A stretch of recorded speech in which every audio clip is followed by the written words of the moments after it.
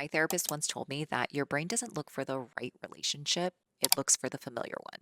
Yeah, let's talk about that. Our nervous system is constantly trying to predict what environments it knows how to survive in. So, if you grew up around unpredictability, feeling responsible for other people's emotions, or never knowing which version of someone you were going to get, your brain didn't just survive that, it wired itself around it. That unpredictability became your nervous system's definition of normal. And when you go out into the world and start meeting new people, your brain is quietly scanning, looking for the dynamics that replicate what your brain knows, which is why you might find yourself drawn to the person that runs hot and cold, one who needs saving, one where the connection feels super magnetic or intense. But really, it's because your nervous system recognizes the feeling of never quite knowing where you stand. Then, when someone shows up who's just consistently kind, your brain may flag that as dangerous, as something is missing, that is boring, it's flat. That's not a chemistry problem. That's a nervous system that never learned to trust steadiness. The question worth sitting with isn't why do I keep choosing the wrong people? It's